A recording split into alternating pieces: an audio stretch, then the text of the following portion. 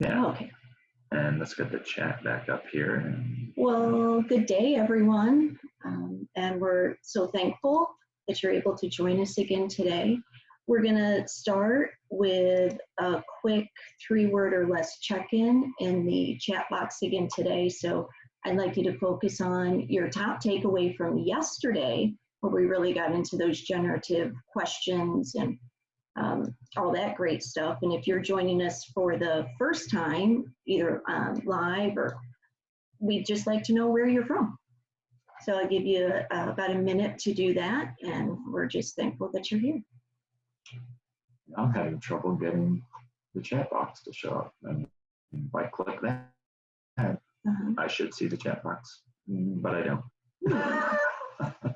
So luckily, I know probably Sherry and Jackie both are in there, and they'll tell us if there's something in there that we should see. However, usually at this point we're going, oh great, you have that takeaway, and oh wonderful to have you joining us from so and such and such, and we're not doing that right now. So we're just going to trust y'all. Yeah. And if Jackie or Sherry see any great takeaways or any new joinees, I hope you'll let us know. We have people who are, this is Sherry, we have people talking about appreciating and inquiring. Got more folks from California joining. The nature of conversations was a key takeaway for somebody else. Saskatchewan, Canada, and Grand Island, Nebraska. I love having so many people from all over. Victoria, British Columbia, another central Nebraska. I think California and Pennsylvania are making a run for who's going to have the most participants. And Janie from Berkeley says, "Can I have a redo?" was the most impactful for her. Awesome. Wonderful. And I just want to invite those that are new to us today. You'll see it on the final slide, but we do have a Facebook page set up, and that's CWH Reinventing Connection and Education. And if you join that, you'll see some links to the Zoom ones that we've already done. So if you need to or want to catch up. Yeah, and I also remembered this morning to post a link to the AI Commons, which is housed at Champlain College.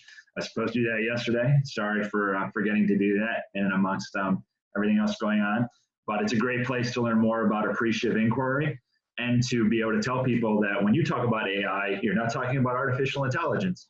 You're talking about appreciative inquiry, right? So it's called the AI Commons, and I hope you have a chance to check it out. I think, goodness, I haven't looked at everything, but it feels like 95% of everything is just really open source for you to click on and read articles, watch interviews, lecture series. I mean, there's a lot of stuff in there. You can definitely keep yourself busy through an entire 15 days of physical distancing. If you want something different than your Netflix binging. Yeah, if you're all through, the Star Wars new with the Baby Yoda. Oh, the Mandalorian. If you're all through the Mandalorian, you can go binge on the AI Commons. So that'd be great. Yeah. And anyone, please feel free to interrupt with any additional takeaways if you see something really interesting in the chat box, and maybe at some point I'll be able to figure out why I don't see that on my end. I saw it before we went full screen. Yeah. All right. Well, we're going to have grace. Yeah, absolutely. You want to give us a quick review, Jode? Where we've been? Yeah. So on day one, we talked a little bit about what's our why. Why is it important for you to be a part of this movement of reinventing connection? We had our first glimpse of Curious George as we were thinking about pause, breathe, and get curious, and why that's important in the context of our mind science and our protect side and our connect side, and how we can use that space to get curious and move from protect to connect. And we, again, talking a lot about grace. The more I want to improve myself in an area, the more I realize how often I do the exact opposite. So it's really important to have grace with yourself, with others, and again, just kind of recognizing that invisible and those parts that you don't see. Yeah, I think that's a really good point. It's kind of like when we just bought a new Jeep. Jody bought it for me as a present.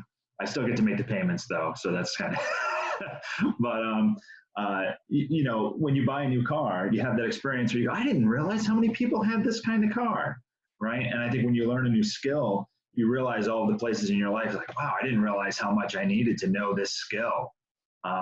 And so again, you know, be patient with yourself as you learn to practice new things. And then during day two, if I can pick up, Go ahead. we introduced the 4 conversation quadrants, if you will. We talked about how we want to avoid depreciative statements as much as possible. We want to live in that pardon me, in that appreciative inquiry quadrant as much as we can. And in order to do that, we spent some time talking a little bit more about appreciative inquiry. We talked about how we can be purposeful in our conversations, and we can use tools to shift those kind of common sense. Everybody knows we try to be positive, we try to be engaging, but when we're not starting from that point, what tools can we use to get there, to get to a place where we can be engaging and we can be creative and co-creating with others?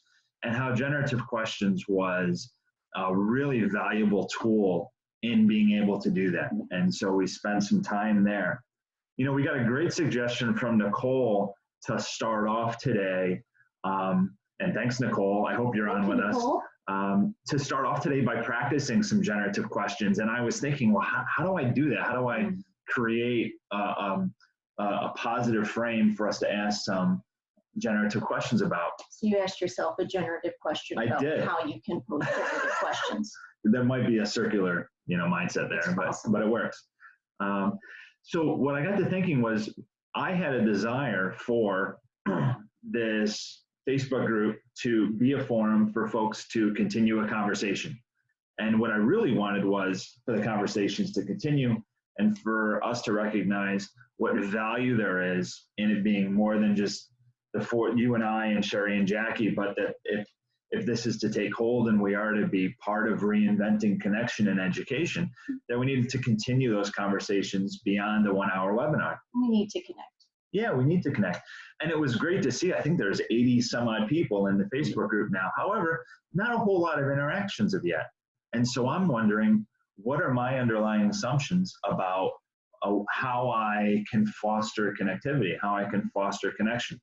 And so I'm hoping, and I'm really bummed about not being able to see the chat on our side, but I'm wondering, can we take a minute and can folks help to be my inner curiosity about how we could foster increased connections between, amongst this group moving forward, whether it be in a Facebook community or some other community, and then to practice asking some generative questions. So maybe I'll give you a minute to do that. We'll see if we can get the chat box working. So Mike and Jody, one question that somebody asked was about, can we address the coronavirus scare and how AI would apply to that? And perhaps she says it's perhaps a little bit off topic, but important. And so maybe that's really prevalent for people, and that might be a focus for a Facebook conversation. I think that's a great idea. Thank you, Housing Hope. You know, when we're afraid, it really does push us toward that protect mindset, doesn't it? And it's a natural response for us to kind of be in that protect place when we have a scare. And this is certainly a scare, particularly if we have folks that are at risk in our families, our loved ones, the elderly population, those kind of things. So, yeah, I still can't see it. I'm so sorry. I'm a visual learner, so not being able to see the chat box is a little bit throwing me for a loop. So I like to see it while I hear it, but please do keep those questions coming. Amanda Butler, this is Sherry. Amanda Butler says, how have your priorities started to shift to align with your values? This was, she asked this one on her Facebook the other day. Nice question. Another one, how are you supporting neighbors and staying connected with those who might need help? That's from Colleen Sullivan. And Carrie McIntyre says, what ways can we spread more caremongering, not scaremongering, in a virtual learning space? These are great questions. Jamie Lewis Love that says, term. Love that term. Jamie Lewis says, how have you found new ways to connect? Yeah. Oh, I'm going to put some of these on my Facebook page too. But these would be great. These would be great, stimulating conversations for our Facebook page. Yeah, absolutely. And I know Sherry and or Jackie, who's ever kind of managing this Zoom, I know we can download the conversations, the chat box. And so maybe Yes. I could get you to forward that to me. I know we are having trouble trying to figure out how to get it online so others could see, and hopefully we're going to work through that. But I'll try to harvest some of the incredible questions that we're seeing posted here. So that's great. That's great. You know, what we're really hoping to do is just be able to work on co-creating this reinvention effort with you all. And so whatever that looks like, I think we chose Facebook just because we're thinking, all right, our generation of people, I don't even know what TikTok is. Nobody wants to see pictures of me, so the Instagram's kind of out. Yeah. Yeah. You know, so we chose Facebook, and I know a lot of folks don't have Facebook. And I get that there's a lot of reasons why, you know, your privacy and things like that. I did put a question out to someone this morning via email who had sent me some thoughts that she had and some questions she had. I said, hey, can I post that to our group? And right before we got on this afternoon, I noticed she replied yes. And so for those of you who don't have Facebook, but you'd like to have something on the group, please let me know, and I'll probably ask you, hey, can I post that to our community? And if our community moves outside of Facebook, hey, great. I think if you hover over my name on Facebook, I have like 9 friends, and most of them are my kids. So I'm not a big Facebook person, but yeah. So let's try to find some way to keep our conversation moving and developing. I think that'd be great. So great generative questions. Thanks so much, Nicole, for the suggestion that we start out today by practicing. It sounds like we have some real developing skill in this area. I can't wait to see the ones that I'm sure we couldn't read them all off. I can't wait to see the ones that we missed. And now you know that, yes, we are reading your responses on Facebook. There you go. So let's get into the second practice. And if you remember when Jackie introduced both generative questions and positive framing on Tuesday, I think it was. Yes. Yep. She and I should have thrown the image up here, rookie mistake, but there is a relationship between the tool, right? So we ask generative questions. It helps us with positive framing. And within our positive framing efforts, we're going to ask more generative questions. And so you're going to see that today, right? So what we're going to have you start with, and this is not a chat box exercise unless you want it to be, but if you are maybe taking notes on paper, also feel free to do that. I just want you to think about the last negative or problem-based conversation you had. You know, student, parent, a colleague, an administrator, wherever your realm is, and really be thoughtful about what was the focus of your conversation. And that might feel a little odd to think about when we try to focus in on that focus. Yeah, it's not supernatural. Yeah, how often do we think about what's the focus of my conversation at the moment? Yeah. Right. So I'm just going to give you about 30 seconds to think about that. And certainly if you want to share in the chat box, feel free to, or maybe just make notes for yourself. All right. I'm going to stop sharing for a minute. Hey, Oh, there. Chat box. There it was. Maybe not, can't go into full screen. That seems weird. Someone has written lack of funding and how there doesn't seem to be hope. Mm-hmm.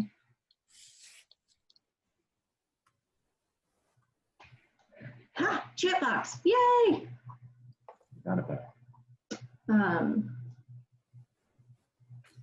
So we're going to kind of take that focus in our thoughtfulness and kind of move into the conversations about problems and issues and how they're typically charged. And we can see our very awesome friend, the honey badger there.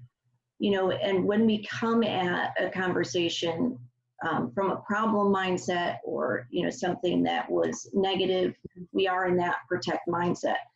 And even just thinking about this slide and thinking about my last conversation, I was feeling very physically and mentally stressed, and I'm not even in that conversation anymore. So it's natural, though, if you're an educator and maybe your last negative or problem-based conversation had to do with a student, it is natural to feel protective of your student, yourself, your colleagues, or your ideas, and that's okay. We're not trying to ignore where that's coming from. Yeah, I think that one of the things we've tried to be honest about throughout this is that, and why we wanted to start by talking with educators is that, the educators can be a pretty persecuted group of people in contemporary society. So the fact that you have this reflex to protect, A, really is a reflex, right? And then B, there's a lot of good cause, right? So when we think about our conversations and our conversations, particularly about problems and where they go, that protect mindset can certainly be a default. And what we'd like to talk about is what kind of communication is likely to result in that situation. So here we are going to invite you to use the chat box a bit and just thinking about that last negative or problem-based conversation you had and that focus. And just a quick check-in, what kind of communication is likely to result? How would you characterize that? Blame-oriented is a great. Oh.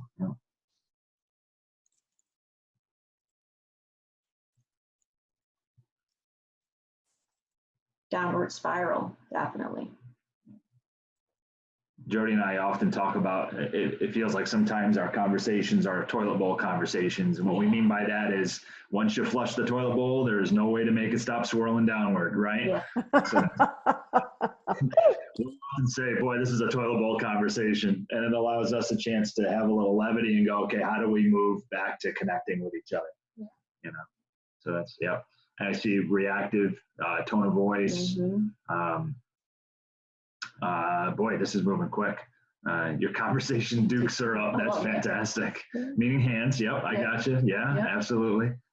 And I kind of want to acknowledge here too, working in the educational setting, I come across students who have neuroatypical tendencies, like an ADHD or something like that. And so these types of conversations and that protect mindset and that downward spiral can be even more amplified. So it is so important to practice and to be thoughtful. And when you're dealing with another person, think about what you don't know.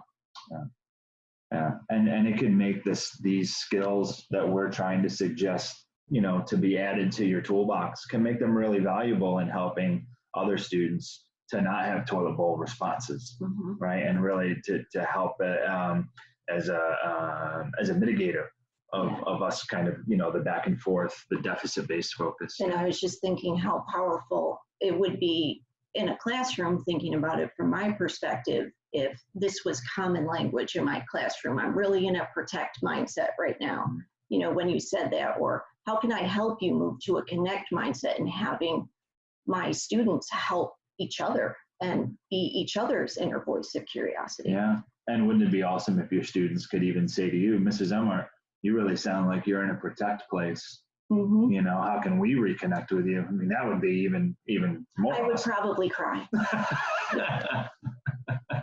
And then give out stickers or something like that. Stickers to make yourself. What we want to spend some time introducing today is this positive framing. And what I want to do first is I want to talk about our typical problem-solving approach, and I want us to think about it as a tree, right? And so a tree has leaves, and so if we think about just generic problem behaviors in the classroom, there are a lot of leaves on that tree, right? The social exclusion of the students who are engaged in problem behaviors, low test scores, disengagement, attendance issues, teacher burnout, that never happens, right?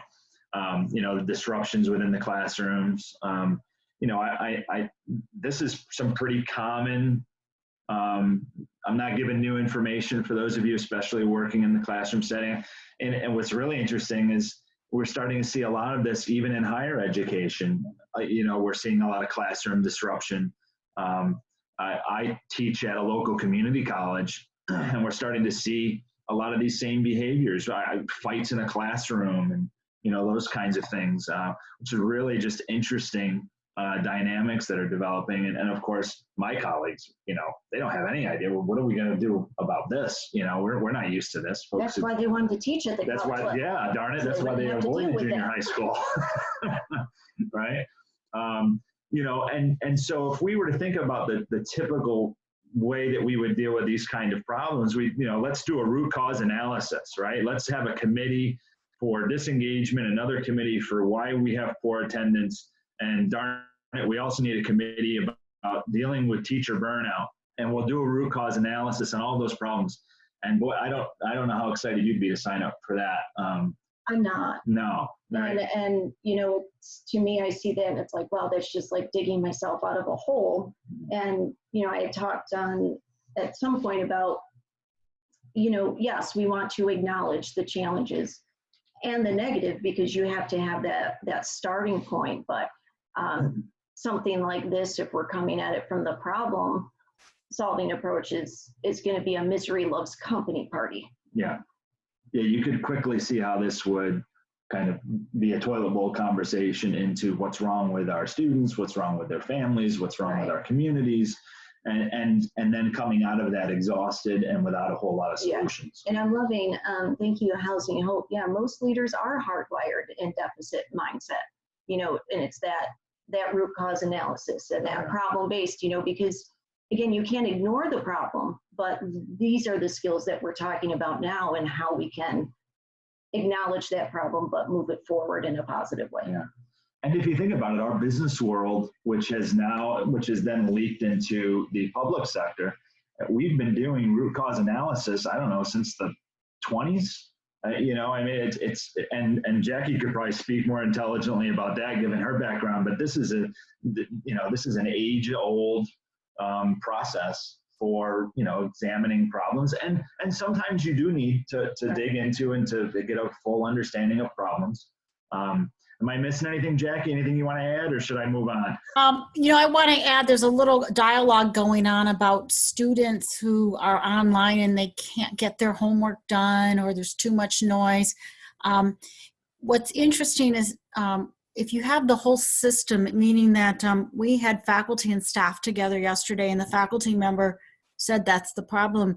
And we had a conversation. We're doing the flip, and we said, well, what if you taped the Zoom and you let them watch it back, and then they can go on asynchronously and add value, and that those that attend, and that you do a both and.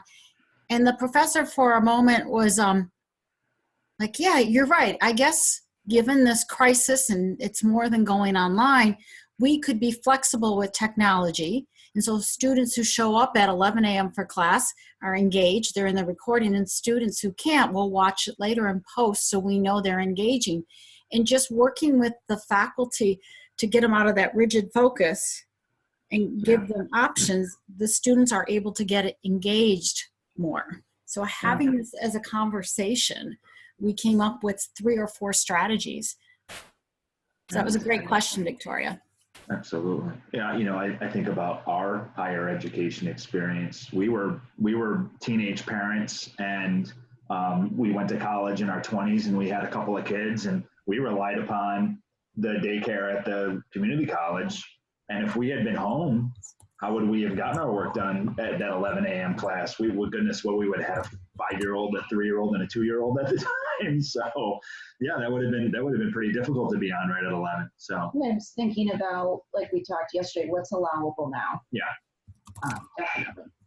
So what we're going to suggest when we talk about positive framing is to pause, breathe, and get curious, right? You're getting used to this. Anybody else going with the Curious George tattoo with me? We in once the tattoo parlors are back up?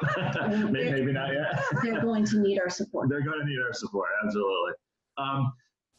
when we talk about positive framing, we want to focus on what is it that we want, right? This is a little different than reframing. And Jody and I joke about this a lot, and particularly with educators and with those in the helping field, right? Reframing is, little Billy is constantly interrupting your lesson, and he wants to tell you stories about the time he went to Disney World. And we say about little Billy, he's such a strong advocate for himself, He's right? imaginative and, very social. Yes. And has lots of energy. And I don't think there's anything wrong with reframing, right? But it's not report card comments, in that sense. It's more. Yeah. It's more. Yeah. So let's talk about what we mean by that. When we reframe, or when we use positive framing, okay, we would think about a different tree, right? We think about an opportunity tree. And so we would utilize a positive flip for the trunk of our tree. So we go from interfering to behaviors to learning supportive behaviors. And we start looking at the way the leaves on that tree look differently, right? We're not ignoring the problem, but we're thinking about how engaging the problem from a different mindset and from a positively framed mindset can help us to foster creativity and innovation. For instance, I asked earlier, how many folks want to be on the committee that looks at why students are disengaged or why we have poor attendance? Not a whole lot of folks want to be involved in that work, right? It's exhausting. But if I asked you, hey, I would love to spend some time learning about why our engaged students are engaged, or why our teachers who love their job still after 25 years, right? And what can we learn from them? That's life-giving. Yeah, I'll sign up for that committee to go talk to Mrs. Emart about why it is she still loves being at Herman Ave after 10 years, right? Because that is something that'll be enjoyable. I won't come out of that exhausted and spent, okay? So what we want to do is we want to spend some time talking about how you do that. Mike, can I interrupt just for 1 second? Yeah, please. I just want to add that somebody in the chat had mentioned that sometimes AI gets a bad rap as being just about the positive. And what you just presented really emphasizes that AI is about adding value, and naming the problem or naming the issue adds value, but it's how you go about the problem solving that is the big difference. Because the supportive behaviors versus bad behaviors, you're still addressing the issue that needs to be addressed. You're just doing it from a far more generative place. Yeah, and I think that when we reframe and when we get into the report card comment way of problem solving, it's really disempowering to folks, particularly educators who are exhausted in their classrooms, who are exhausted at dealing with the problem behaviors. And we can't just reframe it away, right? But we can try to add value to the work that's being done. And if we focus on what it is we want, and then how do we move toward what it is that we want, we can be successful. We can create change, right? We can move the needle of change, so to speak. Yeah, and I really look at reframing in that sense as more of just a Band-Aid, and what we really want to do is kind of heal and move forward with that, which coming from my realm is really important, especially in this time. So I wanted to share with you a little story from my background. I spent a number of years working, like I said, with justice-involved youth, juvenile delinquents, in the common vernacular. And from the mid-90s all the way up until the 2010, 2011 or so. And during that time period, there was a real shift in the amount of time that young people would stay in a residential setting, right? When I started my career, it was really common for children to stay in that setting for 2 or 3 years. And near the end of my tenure, it had dropped down to 9 to 12 months. Now, when they were there for 2 or 3 years, it would be remarkable the amount of gain they would make in their education. Kids would catch up 2 or 3 grade levels every year because now they were going to school. Most of our kids, they weren't going to school when they were in the community. So they'd come to us at 16, 17 years old with a 5th grade level reading and a 3rd grade level math. And by the time they left, they'd be at grade level. And it was remarkable, and it was very rewarding for the teachers.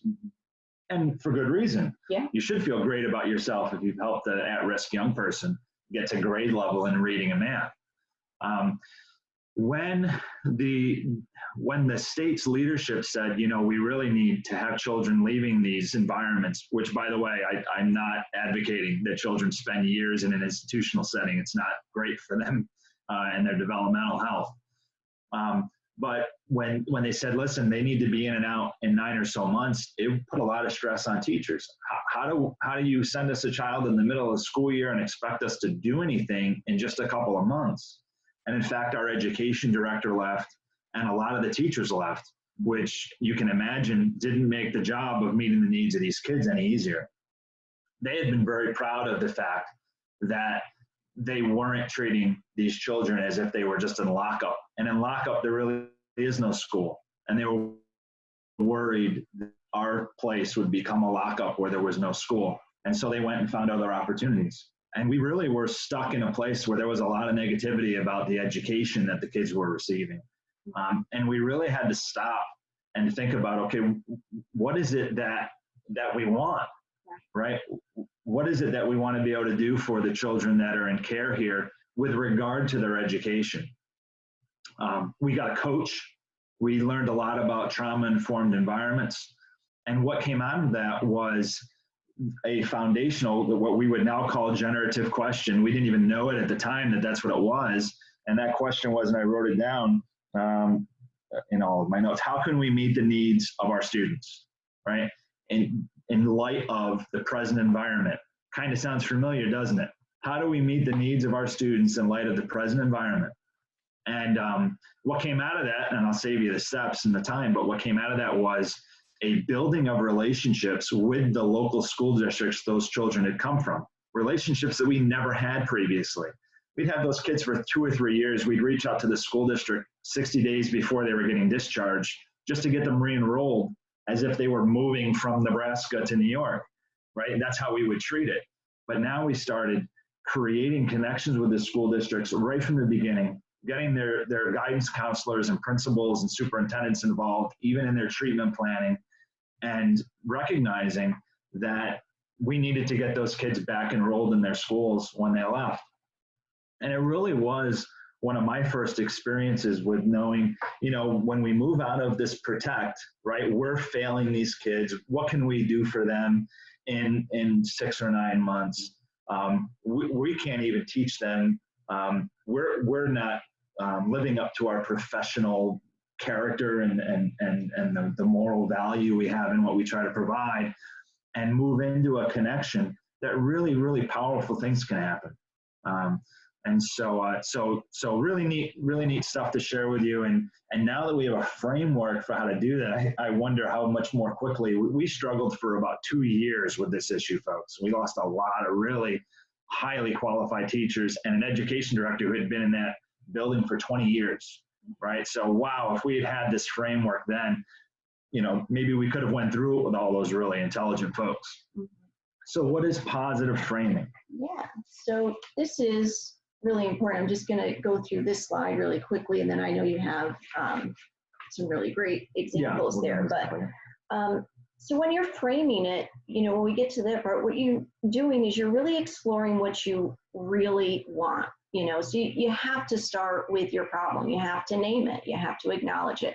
And we're going to flip it and give the positive opposite. And if we stopped there, that would sort of be that, you know, everything is positive Pollyanna sort of view. But we want to frame that positive opposite in terms of a desired outcome. And that's where we can start to work from a position of strength. And I almost forgot, yeah. So another way to think of that is if the positive flip is true, what are the outcomes? Yeah, and that would be what framing it means. Yeah. And so I filled out what I wish I could have filled out when working in that residential community, right? Which was, you know, when we name it, we had negatively impact educational support and achievement, right? That's what we were worried about. That was our problem, right? If we were to flip it, we'd say, well, what we really want is positively impacted educational support and the achievement of the kids who are there, right? What we really wanted is for our teachers to feel effective, for there to be continuity in the educational experiences of the kids, and that they would feel supported, and ultimately that they'd have academic achievement, right? And so, let me catch my, and what we can do now, thanks for allowing me to catch my breath. What we can do now is we can ask generative questions. What kind of things would help us to support teachers feeling effective? What does continuity and support look like? What kind of academic achievement are we looking to support, and what mechanisms need to go into that supportive plan? What are the pieces of that plan? And so what I want you to see is that Name It, Flip It, Frame It is a really simple tool, and it really allows us to see that relationship between positive framing and generative questions. Now we have an opportunity for more generative questions to drive the change that we'd be looking for. Oh, and because I moved the chat box, I can't just scroll down. Somebody would like to see the previous slide for a second? This one here, perhaps? Is that the one, EB?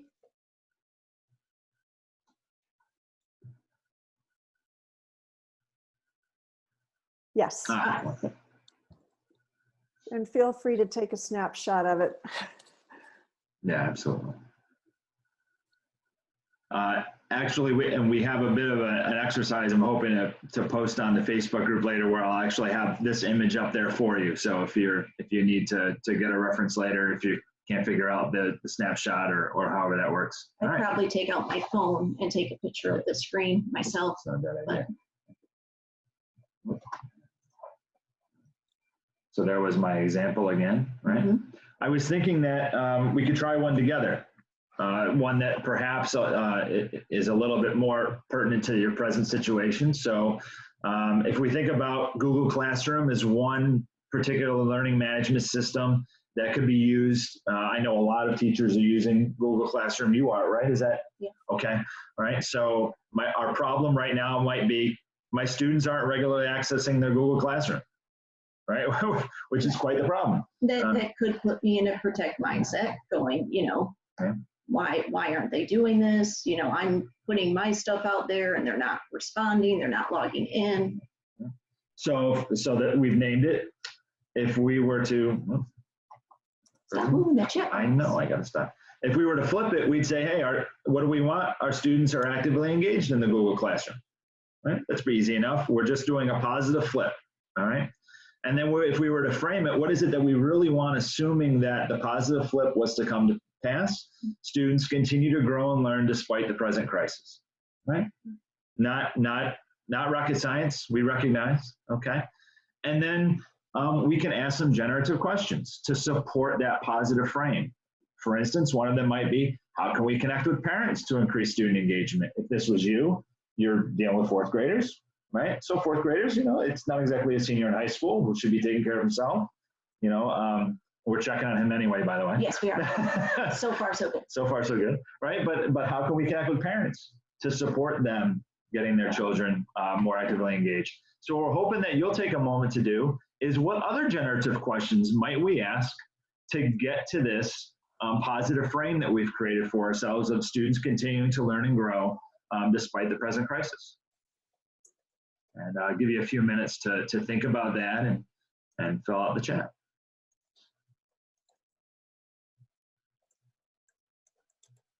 Some great discussions going on. Can't wait to catch up on that.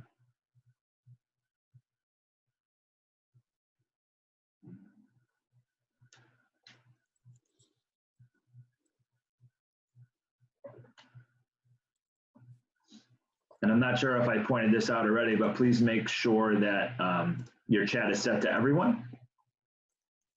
Great. Give me examples of when you felt most engaged. Awesome. When your child's most engaged in their own learning, what does that look like, sound like, feel like? I love that. I think I shared yesterday, I love the what does that look like? That's my go-to kind of almost reflex question. What I love about that one too is it really gives the parents an opportunity to be thoughtful about their own child and maybe even ask them those questions before they're engaging in conversation back with the teacher. Yeah. You know, and I got to thinking, what are our underlying assumptions of the students and their ability to be connected in the Google Classroom or whatever learning management system is being utilized? You know, a reality for a lot of students, and perhaps even for some of your fourth graders, although we'd probably prefer it not be the case, is they may be acting as babysitters during the school day, right? They may be taking care of their, you know, younger siblings while parents, for those who are still able to go to work, and a lot of our parents in our community are in the service industry where they might still be working at a fast food restaurant or a pizza place. I know our son works at a local pizza shop, and he called his boss and he said, hey, I'm just a kid who works for some gas money and to hang out with my girlfriend. Give my hours to the coworkers who are paying rent, because there's 2 or 3 of them he knows of who, you know, like their factory job that they work during the day is now shut down. And he said, hey, I'll call you in a couple weeks when all this is over, and maybe you give me some hours again, which I was pretty proud of him about. Yeah, But, you know, he acknowledged he's not going anywhere, so he doesn't need gas money. yeah, his car is parked in the driveway. Right. Yeah. Right? There are some But great what questions. Yeah. Great questions showing up on the chat. Good. What options have we considered for student engagement beyond Google Classroom? Absolutely. Yeah. And then what does that even look like? What is active student engagement? Yeah, that's very important. And I think that's acknowledging different perspectives, because what I think of as active student engagement might not be the same thing that my student thinks is active student engagement. Yeah. Or their parents. Or their parent, yeah. Absolutely. Absolutely. So some really great questions there. We wanted to break this out a little further, right? So we've given you my example, and we've had you talk a little bit about my example. Now talk a little bit about this one. And what we'd like you to do is take a few minutes to try it yourself from the beginning. Thinking about a present or past if you want. Sometimes it's easier to look at the past. I'm struggling with the chat box. There we go. Sometimes it's easier to look at the past because we have the hindsight to kind of see through the entire issue. Yeah. But present or past, go ahead and name it for yourself, and then flip it to the positive opposite like we've done.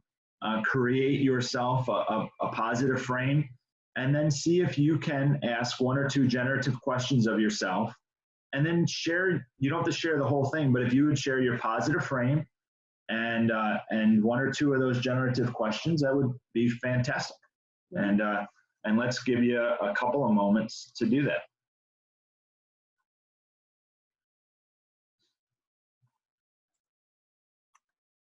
This is another place where it would be nice to have beautiful music playing in the background. Indeed.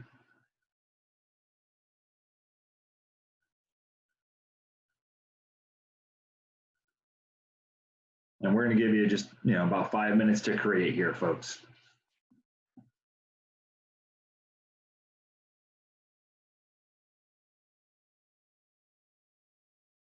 Jody just said we should have given this time to Jackie yesterday. That would have been nice of us.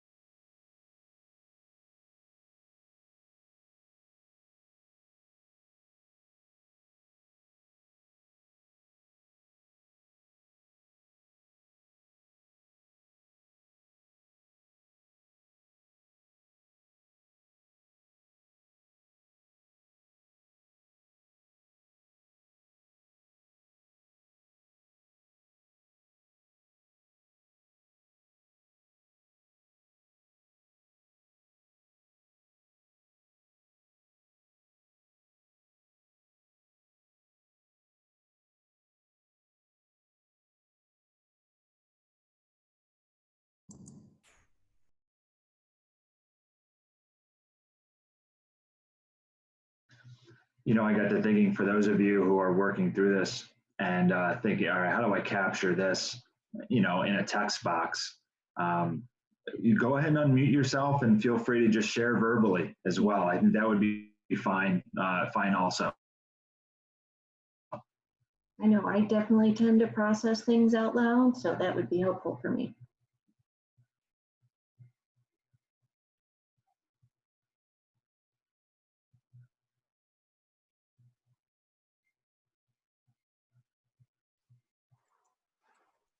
Colleen, I love your sense of humor. I am able to develop workshops quickly and just in time to respond to my students' and clients' needs. What level of excellence can I accept for myself to move past perfectionism block, right? Yeah, not letting perfect get in the way of good. And then how might I use more of my existing materials and research? Yeah, fantastic. That's great, Chris. Thanks for sharing that. Thanks for sharing that.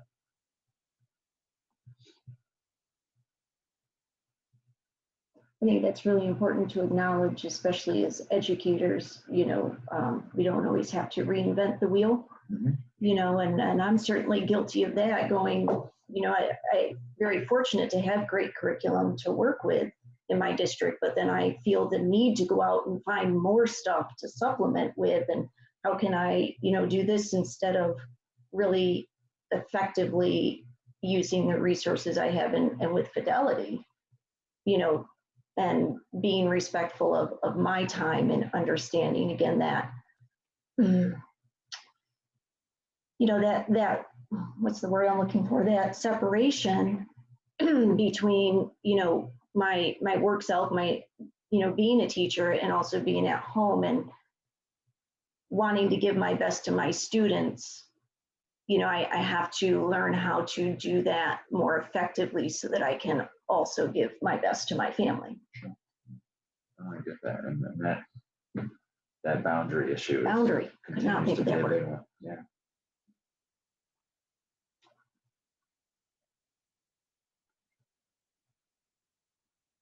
Maybe you felt most comforted in a time of stress. Mm. Yeah. Mm.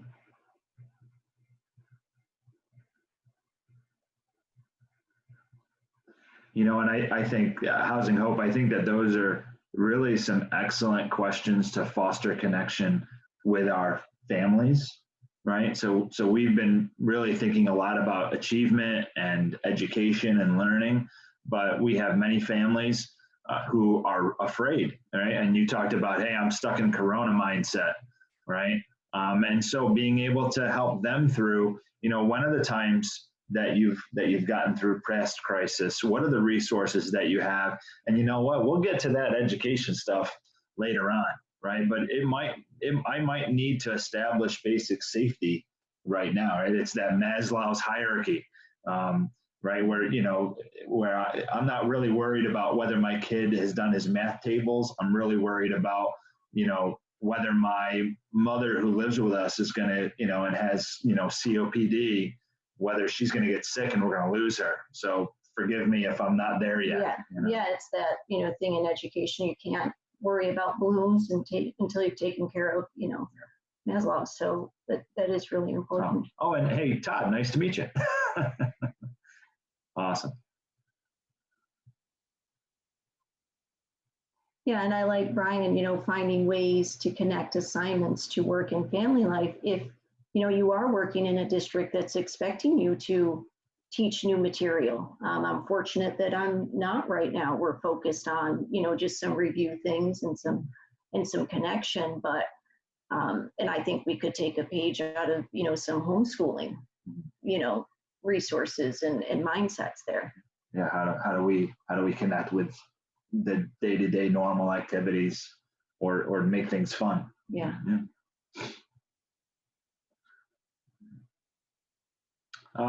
Folks, in addition to opening up your ability to just kind of share verbally if you'd like, and I love the fact that the chat box, any other questions you have on positive framing or the relationship between positive framing and generative questions? Maybe Jack, you're sure you want to jump in there. is a generative question a place to ask something like, tell me about what your vision, tell me about your vision for what better looks like? I think that's a great generative question. I think that's really fantastic. I think that's great for us to ask ourselves. And I think it's great for us to ask for parents who, many of them are saying, you know, I need more support. I need, you had a great question for a parent that, you know, I kind of feel like I'm out of the loop, right? So, you know, what does in the loop look like? What does more support look like for you, right? That way we're not, you know, we're not just operating under assumption of, well, let me give you the instructions So there's a, for how to log into Google Classroom again, right? So there was a question about generative questions, and just to repeat, if you weren't there yesterday, generative questions are questions that you don't know the answer to, and that think of Curious George, you're genuinely curious to engage in that conversation, and it's more than someone saying yes or no. It's going to elicit a story. It's going to elicit what I call rich, thick description and a dialogue to unfold. Yeah, there was also a question, a look for a little bit more explanation of flipping and framing from EB. So, so we start with naming it. That's easy, right? We can name what our difficulty is at the moment. The flip is just what's the positive opposite. Think of it as the other side of the coin, right? So what we have on this slide here, students aren't engaging the Google Classroom. The positive flip is students are. And then the framing it is, okay, if we assume the positive opposite occurs, what are the outcomes, right? And like we have here, there's continued learning despite where we are. That the engagement in the Google Classroom isn't the end upon itself. It's just the means for the end that we really hope for, which is that they continue to grow and learn, which certainly allows for the possibility that they continue to grow and learn without the Google Classroom. Right? That there's some other mechanism that's utilized. And Megan offered a really good example that I'm going to read, because this was my morning conversation with my 3 kids at home this morning. My kids aren't picking up after themselves. The flip is my kids are great at helping around the house. And then you ask a generative question. Tell me about a time when you love being able to help out. What does helping one another look at? And I also said, tell me what your favorite thing you could do to make this house shine. And so we came up with a list of cleaning for tomorrow. Awesome. And her, we just had, yeah. And her frame. Yes. They're adjusting well during this time of crisis. So it really shifts from get this stuff done to it's a conversation about adjusting well and the family taking care of each other. Yes. So thank you, Megan. Yeah. And I might add too, is that when we frame the positive flip, there can be more than one positive frame. For instance, you might, was it Megan? I don't want to get it wrong. It was, you know, Megan might have said, you know, not only they are adjusting well during this time of crisis, but another positive frame is we're keeping our home clean and disinfected. Like that's important as well during this time. And so it's still tied into that common goal, right? I feel like, and then I know as a mom too, I feel like I'm not living in chaos, which is also important, right? So there's all these elements that fit into it and support that positive frame that we've created. Great example. Mike, if I could add one thing, Nicole asked a good question. She says, does the flip and the frame resolve the issue? And I just want to add here, sometimes you're really searching for a conversation that's going to solve a problem. And sometimes your flip or your frame is, it's not a time to solve the problem right now. It's a time to build connection or deepen the relationship or help somebody feel heard or seen. And that might actually look like you're going further into the problem. Like a generative question might be, how is this impacting you? Or this sounds like it's creating a lot of problems, or you sound really frightened. Tell me what's going on for you. So it sounds like you're deepening the hole, but But what you're actually doing is creating connection and relationship and a sense of shared understanding. And as you listen to where the person is, you're going to hear threads of their way out of that. And so if you're really listening from a place of curiosity, you're going to be able to ask some questions that help to begin to shift after they've felt heard. So you can begin to create ideas and shift the thinking towards something else. And then you'll move towards solving whatever the problem is. Does that make sense? And I think that's, again, goes back to our idea of grace and grace with the process, especially when we're talking about connections with students and families right now, is that it might not be a really quick fix. You know, we've got to put that idea of building that connective relationship first so that we can move towards problem solving. Absolutely. Well, folks, in our last few minutes together, I just want to be able to encourage you. Oh, I think that went away when I was messing with the chat box. To think about opportunities you have for engaging in conversations worth having, right? Look for those chances, whether you're talking about interactions with students or we're just thinking about our children being a part of the family unit and helping to, you know, keep the house clean and livable. I really love the fact that you're already, and there were a couple of folks already making connections with your personal life, that there's more to using these skills than just how am I a better educator, how am I a better administrator, but there's real personal application. And so I encourage you to do that practice. Practice the pause, breathe, and get curious whenever you're processing through an obstacle, whenever you're preparing for a contact even, right? I think it's great to go into a situation, go into a conversation, having already thought about some generative questions. I have a call with somebody this afternoon to talk about a different process and the way the state is structuring some things. And I want to go into it thinking, you know, what are some underlying assumptions I have about how this should work?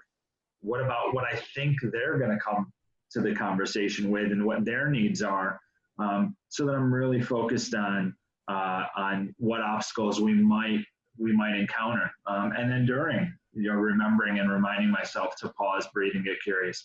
Practice asking generative conversations to shift negativity.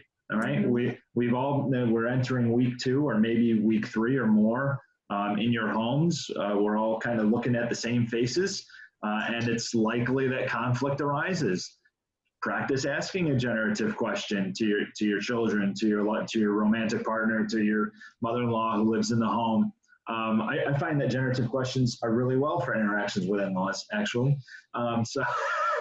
Right. So it's you have a wonderful captive audience. Yeah. Right now. You do. And if you happen to be a parent, you know, children make wonderful guinea pigs. Yes, they do. Absolutely. Absolutely. We will be back together on Tuesday, so you have a number of days to practice. On Tuesday, we'll be looking at strategic planning. And then on Wednesday, we're getting together and really just talking about moving forward. And this is where it was my hope for that Facebook group to have a lot of vibrant conversation, because really after Tuesday, what we have to present to you is complete. And what we really want to do is co-create a future with you. And so that co-creation begins on Wednesday at noon, on taking all of the ideas that you have and being able to start processing through them and sharing them more openly, particularly with the folks who aren't connected on social media. So we'll have to look at how we recreate, how we think about that Wednesday meeting. But we hope to have you back with us. We hope you join the Facebook page. And I was going to say, and if you have any questions, I have my email address on the bottom of the page. I hope you'll reach out to me. Hopefully those of you who have find that I try to reply pretty quickly. I'm still working full-time from home, so it might be a few moments, but we'll get back to you. But of course, if you found value, we would still appreciate, you know, feel free to let other people know, and they can still join our great conversations. But I hope to see some really stimulating conversation in the Facebook page if you're able, or shoot Michael an email and he'll ask if he can put it on the Facebook page. Registration remains open and remains free through the Center for Appreciative Inquiry. And if you share, with some colleagues today or tomorrow, they have the weekend and Monday to catch up on the webinars they might have missed.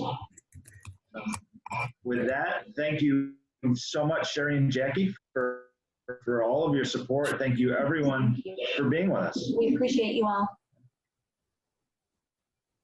Have a great weekend.